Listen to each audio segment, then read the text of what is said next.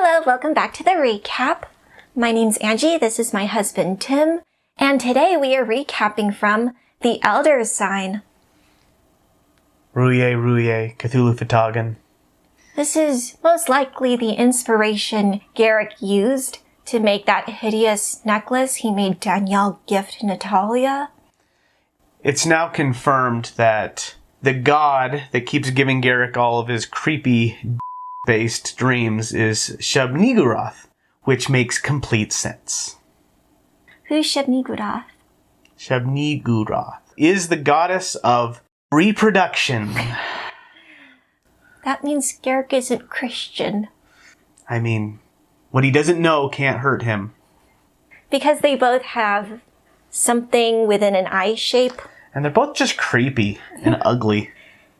Just to preface the recap, Tim is a little bit sick, so I'm going to cut the recap short just so he can get some much needed rest. Wait a second, you're telling me that me being sick makes this go faster? I better start licking doorknobs. Please don't do that. Fine, just for you. So let's get into it, shall we? Seeking Sister Wife, Season 5, Episode 6. Seeking Commitment.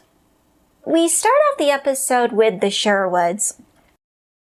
Shane and Ashley are, I guess, going to have their 2-on-1 date with Sara. Mm-hmm. They're pretty nervous, especially Shane, for good reason, because his last date with meeting a potential sister wife was terrible. Mm-hmm. So they meet up at an indoor mini golf recreation center. They make a lot of jokes about balls. Ashley keeps saying that she and Sara have a lot in common, which they must have had a lot of off-camera conversations because the only thing we learned about them that was... The same was that they both liked crabs. And that they are both moms. You know, two things. That's all it takes to have everything be the same. Ashley says her deal breaker is if Shane and Sara don't have a good dynamic. She doesn't seem to have cared about that earlier, so... Yeah, because obviously Grace and Shane didn't have good chemistry. Mm-hmm. So hopefully that's now added to the list. You need to like each other. Sarah's first impression of Shane is that he's an average-looking guy who looks like your typical dad. And I think she was trying to be nice because... He could stand up straight. Yeah, he kept slouching. So, I don't know. Work on your posture, Shane. I mean, for the first 3 episodes, I was convinced that he just had no neck. And I realized he just needed to stand up straight. And I think that contributes to his sad boy look. Yeah. Our nickname for him is Sad Boy Shane. Is Sad Boy Shane? He's a sad boy. So he asked some questions about her. I think he wanted to know more about her description of being a mom, i.e., how many kids do you have? Shane and Sara start to talk more.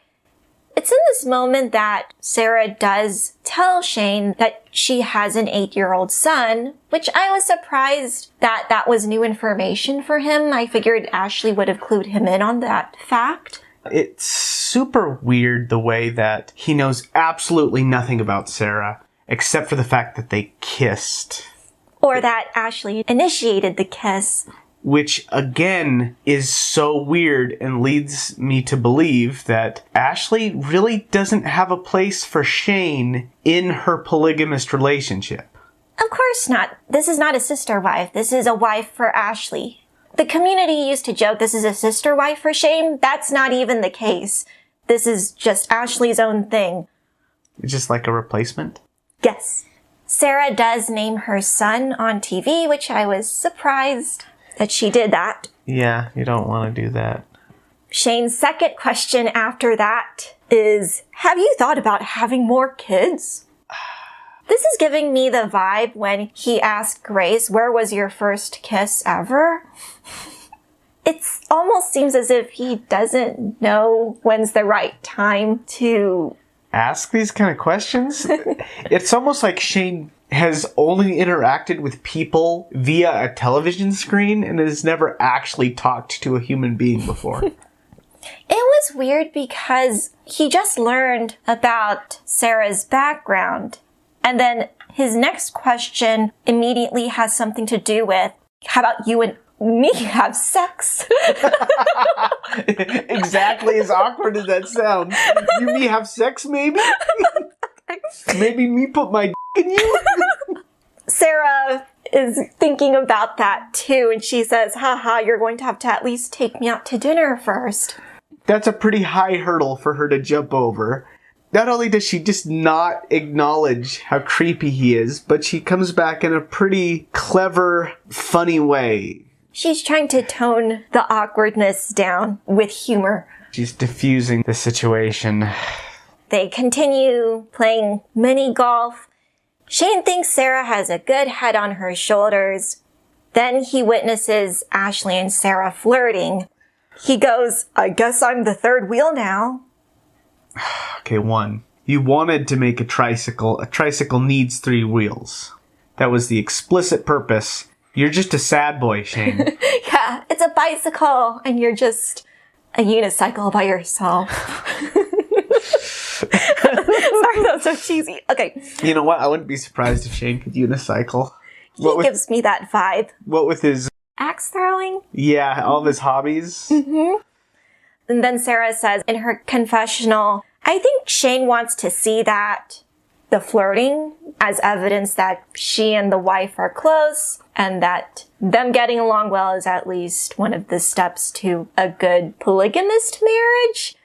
That would be something that you'd want to see in a polygamous marriage. If you wanted a polygamous marriage, I get the feeling that he doesn't want to be in a polygamous marriage. Yes. Because I thought maybe he does want to see them flirting, because remember when he asked Grace, you and Ashley have been going out for many weeks, and have you had any intimacy besides kissing? And then he did his little hand gestures. Maybe that is something he's into. But he certainly doesn't want to say so on TV this time. He goes, this is the first time I've seen Ashley flirt with another girl in front of me. Then Shane asks, what made you agree to a second date? Sara says, great conversations, great kissing. And then the women are holding hands at this point. Uh-huh. And so he's trying to make his first impression better than what went down with Grace. Not hard. That was a real bottom of the barrel impression. Because he asked her, do you have any food restrictions? Which is obviously a callback to when Grace ordered a vegan, gluten-free, soy-free salad. At that point, it's just grass. Yeah, it's an air meal. She says no. Which he says, that's good. That's a green flag. Yeah. Which it's okay if you're vegan. I just think he really didn't like Grace. Yeah, I mean, as long as you don't make it everybody else's problem, then you're good. Then Shane gets to the meat and potatoes of this date. He asks her, have you ever been committed to a couple before? She denies that. She summarizes her past dating history as she would hang out with a couple, but would have a friends with benefits sort of deal.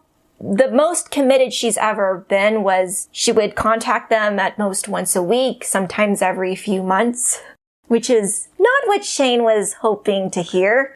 No, and he's very clear, that's not what I want. He says, those are red flags. Mm-hmm.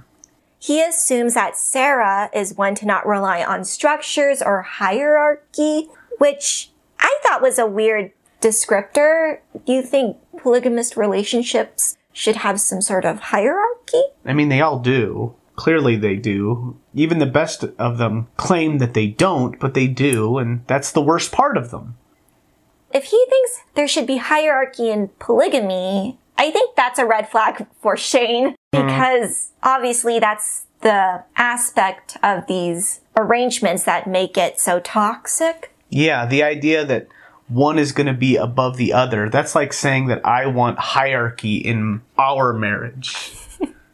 It's so clear that Shane doesn't even know what he wants. As the two are continuing to converse, Ashley starts to get nervous. She thinks that Shane is coming on too strong. Ashley says she thinks Shane is being too judgmental. To be honest, I would be acting the same way Shane is now, because Sara does go on to say just because her past dating history looked a certain way doesn't mean that going forward she wants to be a more committed individual. I can see where Shane's worried, though. Ashley hasn't had a great track record of bringing these women that even want their lifestyle. And so he's thinking to himself, oh my gosh, she's done it again. A couple episodes ago, Ashley said she had to convince Grace to even consider being with Shane. So I'm thinking Ashley thinks Shane is judging too soon, but she is judging too late. Yeah, with these two women so far, they have not been entirely on board with the idea of being in a committed relationship with Shane and Ashley. You would think that that would be an upfront, non-negotiable. But apparently Ashley is more than happy to try to convince him later or something. Maybe she thinks she's going to change Sarah's mind. Shane isn't the most personable person ever. I can't imagine a woman thinking, I don't really want to have sex with your husband. And then meeting Shane and thinking, oh, but maybe I do. Yeah, he doesn't give off the air of, oh man, I definitely want to sleep with him and have his children. Okay. Oh boy, I want my children to have a hunch like that. Okay. The slouching man says, we're just fast movers, and then goes, we're not looking for the same things. After the points that are brought up about Sarah's intentions, Shane tries to defend himself, saying, in my experience, the dating experience with multiple people have been bad. It's either crappy luck or whatever. That's why he is quick to say, this is not a good fit. Which someone has to be like that in this polygamist marriage. I mean, yeah. Sara says, my walls are pretty high. It'll be a while to tear them down. It was either Ashley or Shane that said, it's hard to find someone open to our dynamic. They eat their gigantic hot dog. The date ends, and then Sara gives Shane the benefit of the doubt, saying he's probably still trying to get over the other girl. And she's absolutely right. Grace leaves an impression. And then she playfully slaps him on the butt. I'm not sure if he appreciated that, though. Yeah? I think Sara is too good for both of them.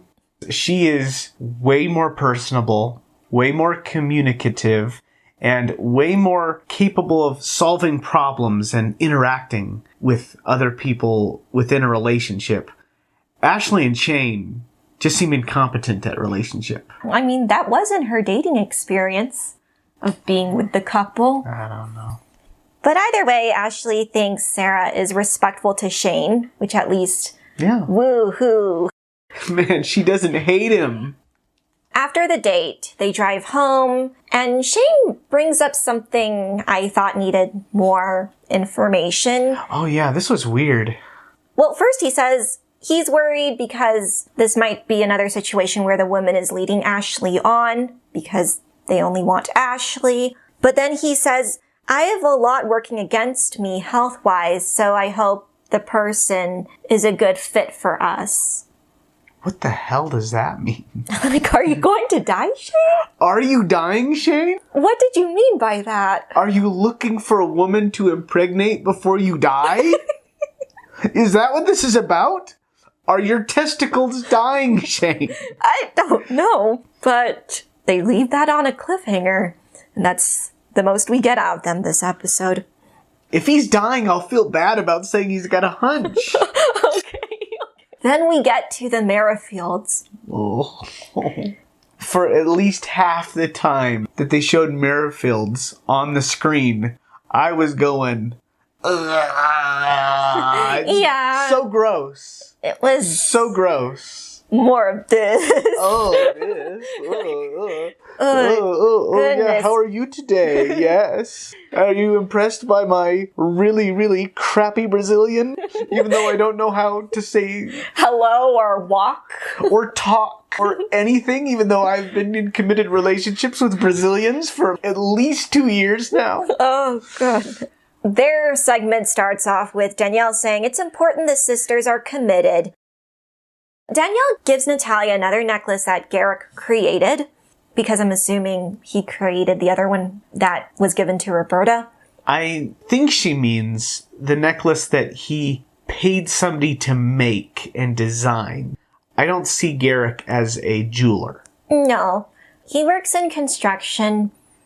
The design was bad. So no, it was ugly. It was ugly. I can definitely see him doing a Robin where he has his moleskin leather notebook that he brainstorms all his designs on. Anyway, it was an abomination.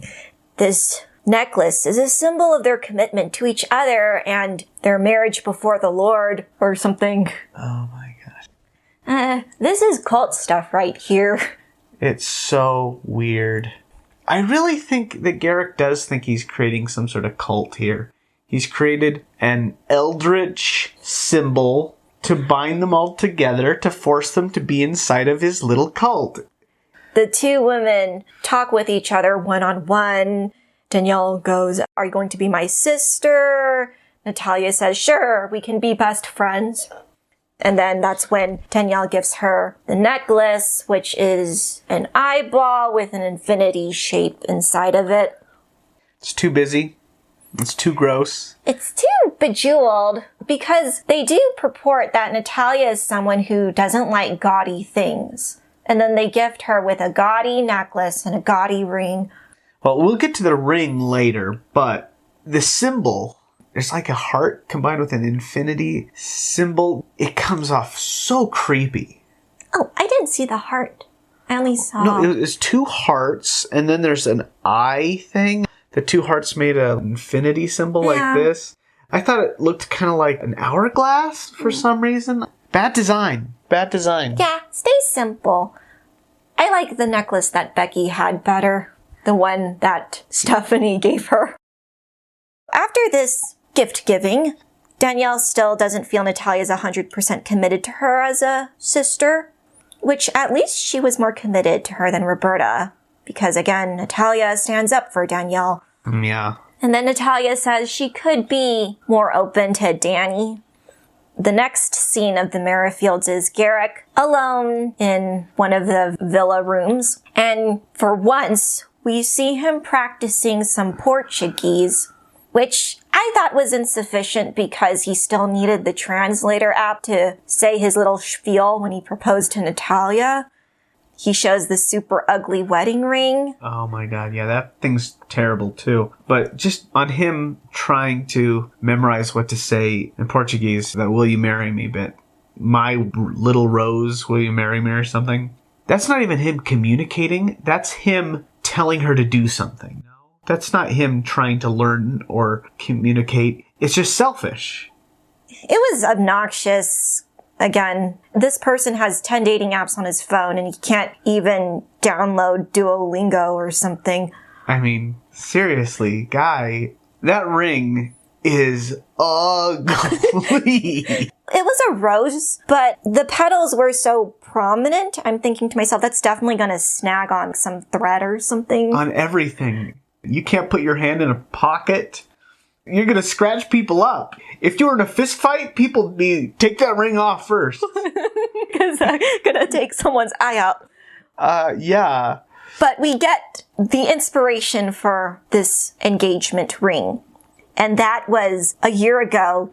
Garrick was praying on a mountaintop. And God himself came to him and said in an audible voice that a rose will be added to their family that will bring a calm and peace to all of them. And then Garrick said, "God, why have you chosen the form of a 1,000-legged beast with a maw covered in bark?" And God said, "Don't worry about it." Oh, the beast with 1,000 young. He would want that many children. But as we'll find out later, Nathalia just wants to. Then he talks about some part of Brazilian culture where there's 11 roses and she's the 12th rose. Okay. Is that a thing in Brazil? It must be. I mean, I can't imagine that he would come up with something like this by himself. And then he talks about the time when he was courting Dannielle, saying that as they were getting to know each other better, he had some sort of supernatural experience. He does say that God teleported to him. His faith in God was strengthened because God literally said to him that he should marry Dannielle.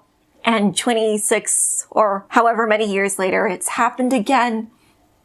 My guy, you're crazy.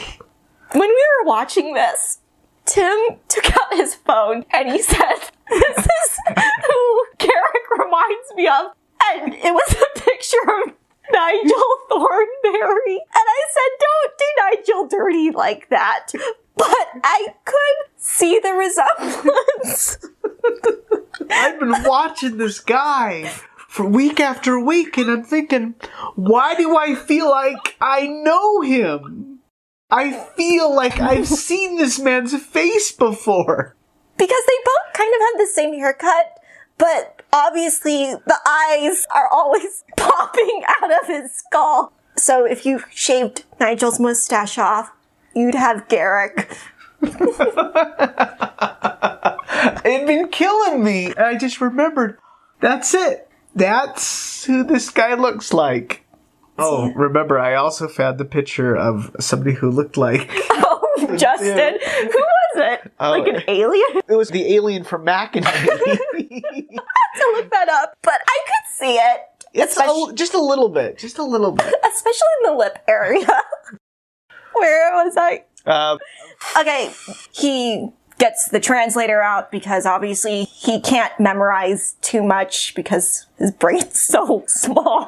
No, he's filled with the love of God and random Bible verses. He's proposing to her. Of course, the creep continues to rub her shoulder the entire time. He continues to talk through the phone, and he says the line that he memorized in Portuguese.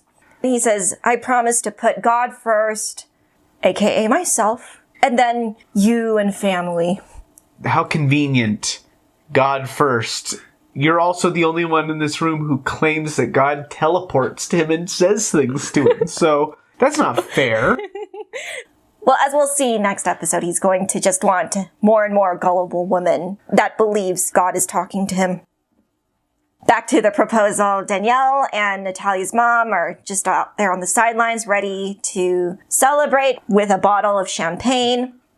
Nathalia does say yes, and we get a little blurb from the mom saying that she respects her daughter's decision.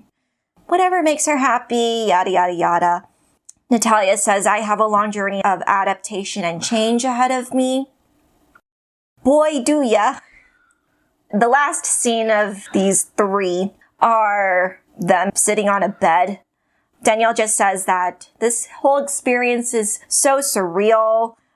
I almost have to detach myself from these kinds of scenarios because it's awkward seeing your best friends want to have sex with each other. The word she's looking for is disassociate. Yeah, because that's kind of what you have to do in order to witness your husband doing these things. She wants to ascend to a different plane of reality while these two are bumping uglies in the room over. Speaking of bumping uglies, Garrick says, "The way for us to be married is if we become one with each other, as they say in the Bible. It's not paperwork, it's not fireworks or celebration. It's penetration." This is not a surprise, because obviously he doesn't want to have a wedding first.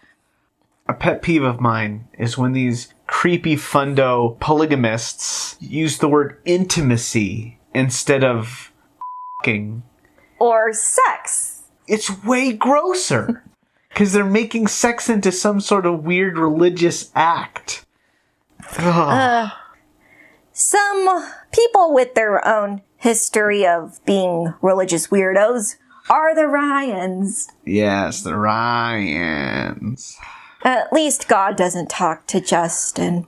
I mean, small miracle. We're back where we left Becky and Justin. They're in their car. Becky goes up to Stephanie's door. And then we're faced with a black screen with white text saying, neither Stephanie nor Greg's real names or voices have been used in this program. And when I was watching this, I'm thinking, Greg? I don't remember Greg. Yeah. And that's when I thought, is this the friend that threatened not to be Stephanie's friend? My prediction was correct. Yes. That being said, TLC says everything you're about to watch is a reenactment. Uh-huh. Becky and an actress give us some voiceovers, basically telling us that she's breaking up with them. So this is how the conversation went. Becky says, you had Monday and Tuesday off. This was the plan. Then Stephanie goes, but Greg is who I want to be with. But she says, I still want to have a friendship with you, though. Mm-hmm. Like that ever works. And then Becky goes, you told us you weren't sexually in love with him. Sexually in love? I'm in love with him, just not sexually in love with him. Just like Ashley and Shane. Sad boy Shane. Stephanie says, but we're on and off. This is when Becky demands to know if Stephanie had sex with Greg while she had sex with Justin. That threw me off because I expected the regular Christian fundamentalist where they want... Cold sores? No, they want some sort of wedding or commitment celebration before marriage. But I guess throughout the whole time they were courting Stephanie, Justin had sex with her at some point. It's sloppy intimacy. That was a new detail for me because I thought they were having a chaste courtship. And then Stephanie goes, well, that's none of your business. And Becky says, it is my business because now I need to get tested. Okay. And then she leaves in a huff. That's a weird way to end that conversation. She basically just accused her of having an STD and then leaving. Guess what? I think that Stephanie dodged a bullet. I think they're both bullets in their own way. Good point. Obviously, they can't just drive home for 12 hours. That's on them, though. Dumb. Becky doesn't want to relay everything to Justin. She says, well, Stephanie wasn't happy to see me, and Justin asks her to summarize their conversation. She says, well, Stephanie can tell you yourself. I'm not going to do her dirty work. And her husband's saying, she's obviously not going to talk to me anytime soon. Can you just tell me what happened? Becky's like, okay, fine. She needs someone, but she still wants to be my friend. For some reason, Justin says we still need to figure out what her deal is. I'm still trying to figure out what these two's deal is. Becky repeats that Stephanie just wants to be with her best friend. Greg. Okay. Okay. They continue their little talk of how unappreciative Stephanie is, or did they say that? Yeah. I think I remember them saying that. They probably did. Even if they didn't record it, they talked about it probably. Justin says that he suspected that this is what Stephanie was doing behind their backs, especially when she would be off with them, because he thinks that was when she was sleeping with Greg behind their backs. Uh-huh. Justin says this situation is making him so angry. He is furious. He says 20 years ago, when he was young, he probably would have assaulted this Greg guy. But now as an old man, he can't do that anymore. And that makes him feel powerless. I thought that was creepy. That you would equate yourself to being helpless because you can't commit acts of violence. Seriously. Like beating the guy up would even solve his problem, right? At that point, why would you beat this guy up? Because this woman is clearly terrible. You don't want to be with that kind of person. Then he tries to paraphrase something Greg said, which is, if you're in a polygamous relationship, I'm not going to be your friend. And I thought, are you trying to also copy Greg's supposed speech impediment? Or he is just descending to elementary school level insults at this point. We just watched these two being miserable for 20 minutes, and I just had the biggest smile on my face. I love watching them suffer. I said to Tim after we watched the episode, here's where each of these families are in my ranking of not boringness. The people on the bottom are the Sherwoods and the Salahudins. They're boring. Garrick scene with the proposal, we kind of knew that was going to happen. Second place. But we always enjoy seeing the Ryans be drowning under the weight of their own bull. You forgot the Davises, which are the rock bottom. They're boring. For the last family, we have the Salahudins. I have so little notes on them because nothing happened. You know what happened? Jadzilla'd happened. I always love hearing the mother. Nailah and Naeem are prepping for their meeting with Jadzilla'd. They tell her things didn't go as planned with Keisha because she stood us up. You were supposed to meet her, but dinner with her is canceled because of what happened. One-word answer. Good. She then says, thanks for the positivity. Yes. Marty's here. Then she says, I'm glad she didn't show up. This came out to my benefit. She keeps serving burn after burn to her daughter-in-law and son. Then she goes, oh, well, I guess this means you'll have to pick a new mate. And then Naeem goes, okay, fine. Would it be better if we found someone who's just the perfect fit for us, but we just didn't notify you of anything? And Jadzilla'd says, that seems about accurate. Just do that, please. I don't want to have anything to do with your whole mess. Are you saying that if we did, that you would never visit us ever again? Yeah. They go into this whole argument about a reading of the Quran. Yeah, where Jamila says, you guys aren't practicing Islam right, because in the Quran it states that if a man takes on 2 women, he needs to have 2 houses. And then Nailah gives her interpretation of that line saying, no, the Quran tells men that whatever they give to one wife, they have to give to another. So if the wives are okay with sharing their house, then that should be okay, I guess. I mean, it's a really riveting conversation if you enjoy discussing 1,500-year-old books and how they affect your life now. I remember in Sister Wives during the seasons when they were building the Vegas houses, Cody would say, I don't know if we should have one big house or if we should have 4 separate ones, because in the Bible, God didn't explicitly tell Moses whether he should have 2 tents for his 2 wives. Or one big tent. Anyways, that was very reminiscent of that. So, yes. Good luck on that interpretation. So that's where their segment ends.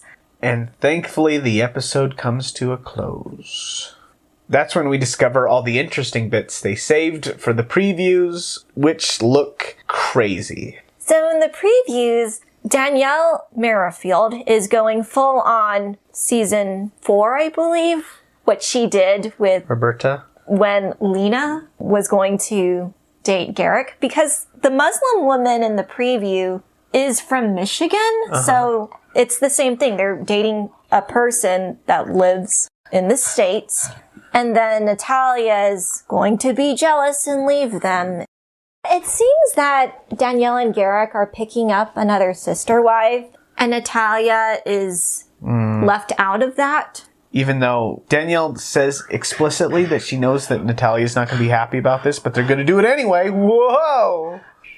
That seems to be the running theme of this show. Hey, I know this isn't going to make somebody happy, and I told them I wouldn't do it, but I'm going to do it anyway. Okay. We start with Ashley and sad boy Shane. They meet up with Sara, who's better than both of them in every way, and Shane is awkward. Garrick and Dannielle both give Nathalia 2 pieces of extremely ugly jewelry.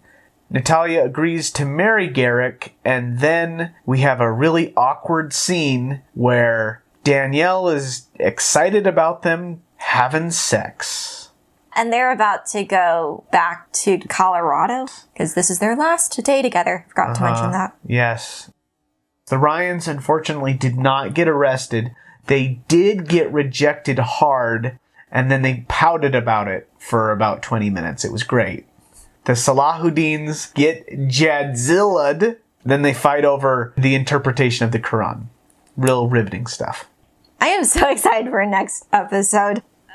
I really feel bad for Dannielle Davis. Oh, me too. She needs to get out of that place post-haste. Like yesterday. She needs to be out of there. Just leave.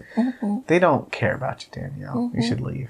Okay, so that's the end of the episode. Here's Morty. And we will see you next week. Bye. Bye. You were so noisy today, Morty. Yeah, I hope that doesn't come Pick up too much. Okay, all right. All right, All right, why don't you sleep?